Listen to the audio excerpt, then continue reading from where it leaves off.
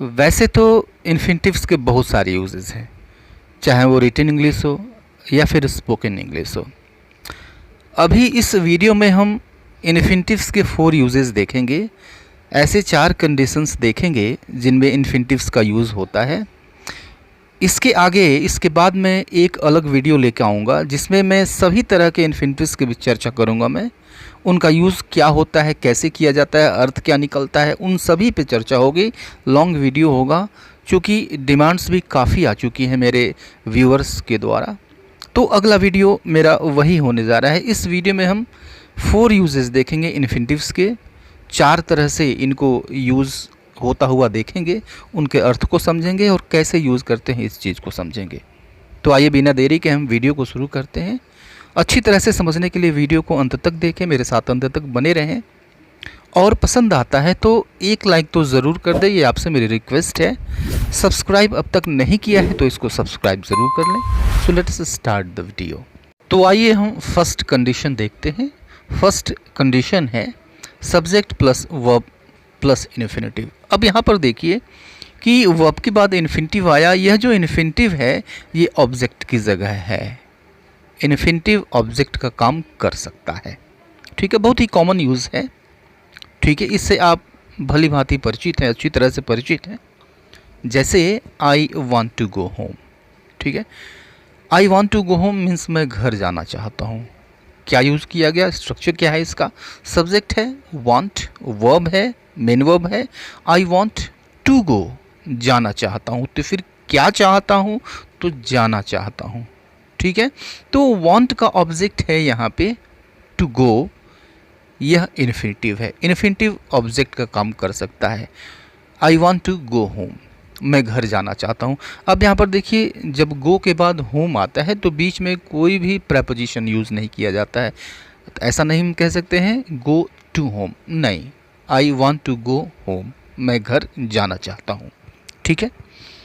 इस सेंटेंस को देखिए, she is planning to buy a house in the city.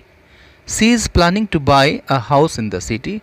तो अब इस स्ट्रक्चर को देखिए कि शी इज़ प्लानिंग यानी वह योजना बना रही है टू बाई, ख़रीदने का, ठीक है। और क्या ख़रीदने का? अ हाउस, घर, एक घर, इन द सिटी, शहर में, ठीक है। तो यहाँ पर प्लानिंग का जो ऑब्जेक्ट है वह है टू बाई, इन्फिनिटिव है, ख़रीदने की योजना बना रही है, राइट।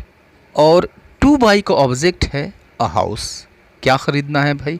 तो अ हाउस, ठीक है। तो टू बाई यह भी ऑब्जेक्ट है किसका? प्लानिंग का। और टू बाई का ऑब्जेक्ट क्या है? अ हाउस, दोनों का ऑब्जेक्ट है। तो she is planning to buy house in the city, वह शहर में एक घर खरीदने की योजना बना रही है, ओके। अब इस सेंटेंस को देखिए, you need to take a rest, you need to take a rest यानी तुम्हें आराम करने की ज़रूरत है, ओके। तो नीड का अर्थ होता है ज़रूरत होना। यू नीड मीन्स तुम्हें ज़रूरत है, और ज़रूरत है तो किस चीज़ की ज़रूरत है? टू टेक, लेने की ज़रूरत है, ठीक है। तो टू टेक यहाँ पे ऑब्जेक्ट है किसका? नीड का, राइट। और देखिए टू टेक लेने की ज़रूरत है, तो क्या लेने की ज़रूरत है? अ रेस्ट, ठीक है, यह भी ऑब्जेक्ट है। अ रेस्ट यह भी ऑब्जेक्ट है, और किसका ऑब्जेक्ट है? To take, right. तो बहुत सारे ऐसे कंडीशंस होते हैं जब इन्फिनिटिव एक ऑब्जेक्ट खुद एक ऑब्जेक्ट की तरह काम करता है। अब चूंकि यह भी वर्ब फॉर्म है तो इसका भी ऑब्जेक्ट हो सकता है, ओके, राइट। तो फर्स्ट कंडीशन देखा आपने इन्फिनिटिव का। आइए सेकेंड कंडीशन देखते हैं, जब हम subject plus verb plus object, ठीक है, उसके बाद से हम इन्फिनिटिव का यूज़ करते हैं। सब्जेक्ट यूज़ करेंगे, वर्ब यूज़ करेंगे, ऑब्जेक्ट यूज़ करेंगे, और फिर उसके बाद से इन्फिनिटिव यूज़ करेंगे, ठीक है। देखिए, my father wants me to be a doctor, my father wants me to be a doctor. तो इसका अर्थ हुआ मेरे पिताजी चाहते हैं कि मैं एक डॉक्टर बनूं, ठीक है। स्ट्रक्चर देखिए इसका, माई फादर सब्जेक्ट हुआ, वांट्स चाहते हैं, और मी यानी मुझे, यह ऑब्जेक्ट है किसका? वांट का, यह ऑब्जेक्ट है, ठीक है। तो ध्यान रखिए कि यहाँ पर मी ही यूज़ होगा, चूँकि ऑब्जेक्ट है तो ऑब्जेक्टिव केस में होगा, यहाँ पे मी ही होगा, आई नहीं हो सकता है। तो माई फादर वॉन्ट्स मी, मेरे पिताजी चाहते हैं कि मैं टू बी अ डॉक्टर। तो टू बी मतलब हो जाऊँ, बन जाऊँ, टू बी अ डॉक्टर कि मैं एक डॉक्टर बनूँ, राइट। स्ट्रक्चर सेम है, subject plus verb plus object plus infinitive, infinitive to be. इस सेंटेंस को देखिए, I want you to do a professional course. I want you to do a professional course, यानी मैं चाहता हूँ कि तुम कोई प्रोफेशनल कोर्स कर लो। तो इसका भी स्ट्रक्चर देखिए, वांट वर्ब है और इसके बाद से ऑब्जेक्ट है यानी यू, और यू के बाद क्या आया, इन्फिनिटिव टू डू, और इस टू डू का ऑब्जेक्ट है अ प्रोफेशनल कोर्स। मैं चाहता हूँ कि तुम एक कोई प्रोफेशनल कोर्स कर लो, ठीक है। थर्ड एग्जाम्पल देखिए, I need somebody to assist me, ठीक है। असिस्ट का मतलब होता है हेल्प, सहायता करना। तो I need somebody to assist me, यानी मुझे ज़रूरत है समबडी, किसी की, टू असिस्ट मी, मेरी सहायता करने के लिए, या फिर मुझे ज़रूरत है कि कोई मेरी सहायता करे, ठीक है, राइट। सेम स्ट्रक्चर है, verb plus object plus infinitive, right. और इस सेंटेंस को देखिए, I advise her to consult a doctor as soon as possible. I advise her to consult a doctor as soon as possible, यानी मेरी सलाह उसको है कि वह जितना जल्दी संभव हो सके उतना जल्दी किसी डॉक्टर से कंसल्ट करे, ठीक है, राइट।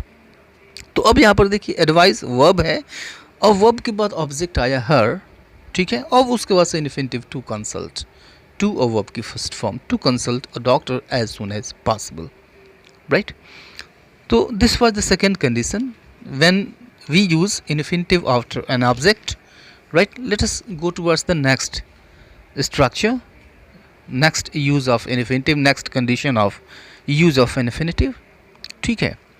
देखिए, कई बार हम ये बताते हैं कि फला चीज़, कोई काम मुझे करना आता है, फला काम करना मैं जानता हूँ, फला काम करना मैं सीखता हूँ, सीख रहा हूँ, या फिर सीख लिया, ठीक है।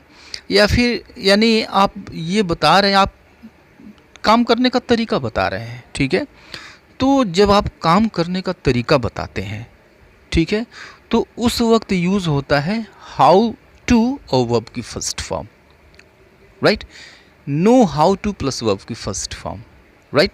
तो हिंदी में क्या होता है, हिंदी में जानना आता है, सीखना आता है, या फिर आना, ये शब्द आते हैं तो नो हाउ यूज़ करते हैं, उसके बाद से इन्फिनिटिव यूज़ करते हैं। जैसे देखिए, I know how to drive a car, I know how to drive a car, ठीक है।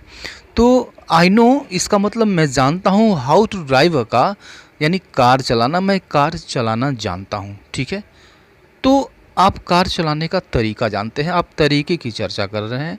तो जब आप किसी चीज़ को जानते हैं, सीखते हैं, या फिर कोई चीज़ आपको आती है, तरीका आप बता रहे हैं, ठीक है, तो उस वक्त हम हाउ टू और वर्ब की फर्स्ट फॉर्म यूज़ करते हैं, ठीक है। तो ऐसे इस तरीके से अगर आप इन्फिनिटिव का यूज़ कर रहे हैं तो बिना हाउ के यूज़ नहीं कर सकते, ग्रामेटिकली वो रॉन्ग होता है, ठीक है। स्पोकन में भी यूज़ नहीं होता है, स्पोकन में भी हम हाउ लगा कर ही यूज़ करते हैं। तो I know how to drive a car, ठीक है। आप ऐसे नहीं कह सकते I know to drive a car, तो मतलब तो निकल रहा है वही कि I know to drive a car, यानी मैं कार चलाना जानता हूँ, मतलब तो निकल रहा है। लेकिन इसको न तो स्पोकन में बोला जाता है और न ही रिटन में लिखा जाता है, इसको बिना हाउ के इसको नहीं लिखते हैं हम, ठीक है। एक और एग्जाम्पल देखिए, do you know how to deal with such a person, do you know how to deal with such a person, ठीक है। यानी क्या तुम जानते हो कि ऐसे व्यक्ति से किस तरह से डील किया जाए, किस तरह से निपटा जाए, ऐसे व्यक्ति से निपटना तुम जानते हो क्या, ठीक है। तो ये भी तरीका बता रहा है, यानी ऐसे व्यक्ति से निपटने का तरीका क्या होता है, तुम जानते हो क्या, ठीक है। तो ये भी तरीका है। तो हाउ टू डील, हाउ के साथ हम इन्फिनिटिव यूज़ करेंगे, हाउ टू डील, हम बिना हाउ के इसको भी नहीं लिख सकते हैं, ठीक है। इस सेंटेंस को देखिए, he is learning how to swim, he is learning how to swim, यानी वह तैरना सीख रहा है, ठीक है, या फिर ऐसे कह लीजिए वह सीख रहा है कि कैसे तैरा जाए। दोनों का मतलब एक ही है। तो हम ऐसे नहीं कह सकते he is learning to swim, वह तैरना सीख रहा है, नहीं, he is learning how to swim. तो बिना हाउ के हम इसको नहीं लिख सकते हैं। इन्फिनिटिव अगर आप यूज़ करते हैं तो हाउ भी यूज़ करना होगा, ठीक है। Now let us come to the fourth condition, when we use infinitive यानी क्वेश्चन वर्ड के साथ, ठीक है। इन्फिनिटिव का यूज़ करते हैं हम। जैसे अगर आपको कहना हो क्या करें, आप कहेंगे व्हाट टू डू। कब करें, आप कहेंगे व्हेन टू डू। अगर आपको कहना है कहाँ जाएं, कहेंगे आप वेयर टू गो। अगर आपको कहना है क्यों जाएं, आप कहेंगे वाई टू गो। आपको कहना है कौन जाए, तो आप कहेंगे हु टू गो। अगर आपको कहना है किससे मिले, तो आप कहेंगे whom टू मीट, ठीक है। अब ये जो फ्रेजेस दिख रहे हैं इन्फिनिटिव के साथ, ये दूसरे सेंटेंस में ये आएंगे, सेंटेंस के अंदर आएंगे। कैसे आएंगे देखिए, I don't know what to do, ठीक है। I don't know what to do यानी मैं नहीं जानता कि क्या करें।